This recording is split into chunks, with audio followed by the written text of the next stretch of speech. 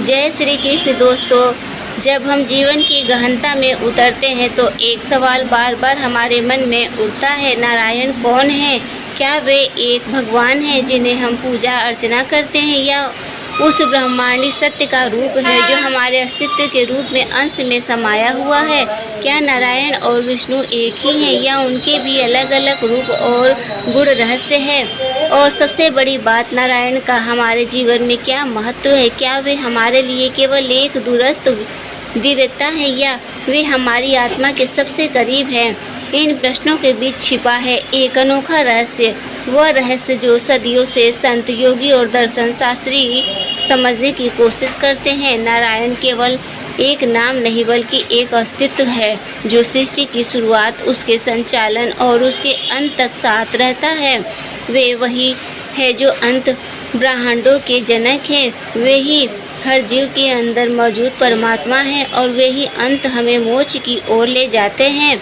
इस वीडियो में हम उस दिव्य सत्ता नारायण की यात्रा पर निकलेंगे जो महाविष्णु, गर्भोदक्षा विष्णु और क्षीरदक्षाई विष्णु के रूप में हमारे सामने प्रकट होती है। यह न केवल एक दार्शनिक विवेचना होगी बल्कि एक आध्यात्मिक अनुभव की ओर पहला कदम भी होगा।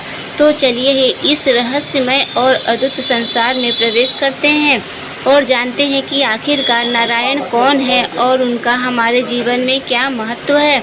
नारायण सीमित नहीं है, वे पर ब्रह्मा है, ब्रह्मांड का मूल तत्व, चेतना का स्रोत और सभी जीवों की गति व आश्रय। नारायण शब्द का अर्थ है नार यानी जल अथवा जीव, और ययन यानी आश्रय। इस तरह नारायण का अर्थ होता है जो सभी जीवों का तथा सृष्टि का आधार और अंतिम शरण है।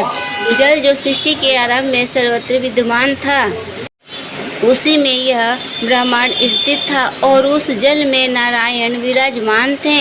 इस प्रतीकात्मक वर्ण से यह स्पष्ट होता है कि वे संपूर्ण अस्तित्व की जड़ में स्थित हैं। अब प्रश्न उठता है, क्या नारायण केवल एक निराकार व्यक्त शक्ति है? नहीं, भक्तों की भावना, सृष्टि की गति और धर्म की रक्षा के लिए यही पर ब्रह्मा समय समय पर साकार रूप में प्रकट होते हैं। यही नारायण जब सृष्टि की संरचना, पोषण और लय की लीला करते हैं तो विभिन्न रूपों में प्रकट होते हैं, और यही से हम उन्हें समझ सकते हैं। विष्णु के 3 विशिष्ट रूपों में महाविष्णु, गर्भोदक्षाई विष्णु और क्षीरोदक्षाई विष्णु। महाविष्णु नारायण का वह स्वरूप है जो अकल्पनीय रूप से विराट है। वे संपूर्ण ब्रह्मांडी विस्तार से अरे हमें अपने दिव्य धाम में स्थित रहते हुए अंत ब्रह्मांडों की उत्पत्ति करते हैं। महाविष्णु के शरीर से, उनके रोमकूपों से असंख्य ब्रह्मांड उत्पन्न होते हैं। प्रत्येक ब्रह्मांड एक बीज की भांति उनके शरीर से निकलता है। महाविष्णु का स्वरूप सृष्टि की सीमा से परे है और उनका एक स्राव लाखों कल्पों के काल को जन्म देता है। यही कारण है कि उन्हें कारणों का दक्षाई विष्णु भी कहा गया है। कारण रूप जल स्थित वह विष्णु जिनसे सबकी उत्पत्ति होती है।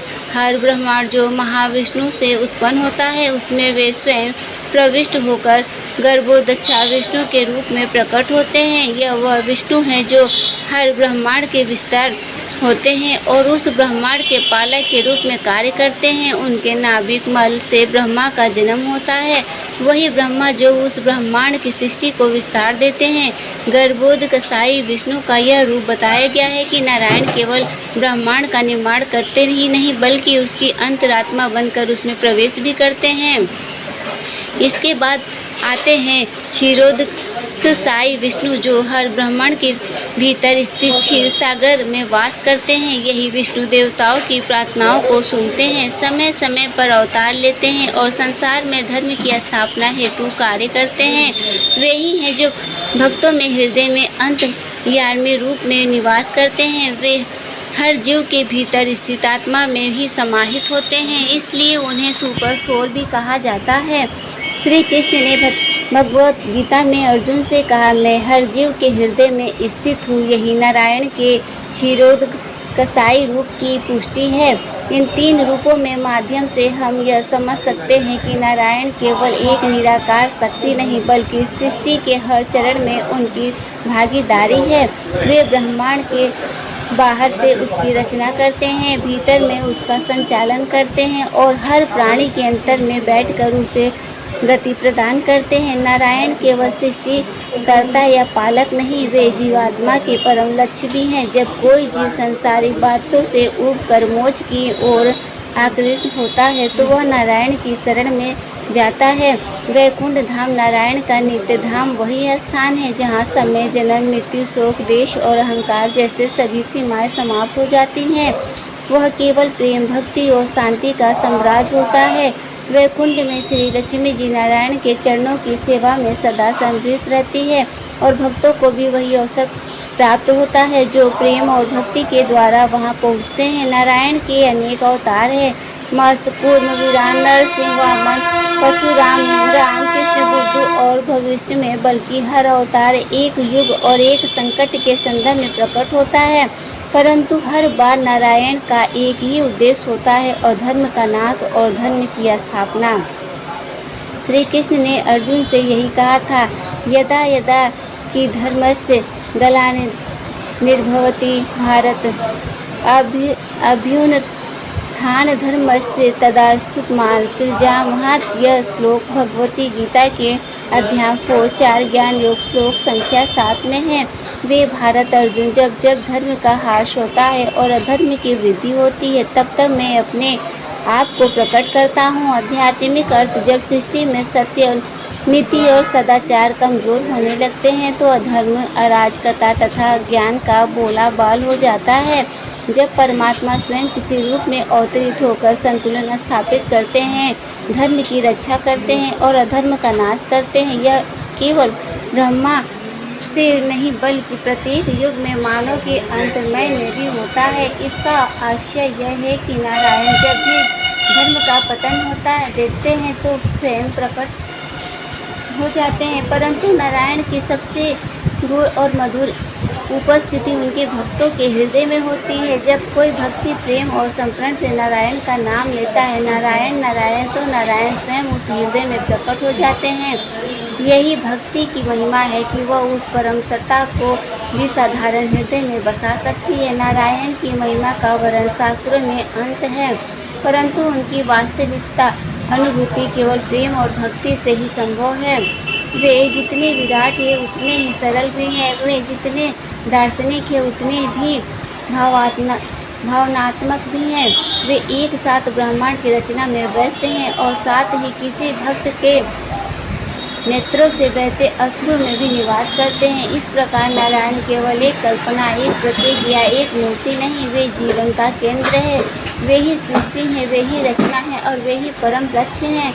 वे महाविष्णु के रूप में अंत ब्रह्मांडों की रचना करते हैं, गर्भोत्कर्षाय विष्णु के रूप में उनमें प्रवेश करते हैं और क्षीरोत्कर्षाय विष्णु के रूप में जीव के भीतर प्रकट होकर उसे मोक्ष की ओर ले जाते हैं।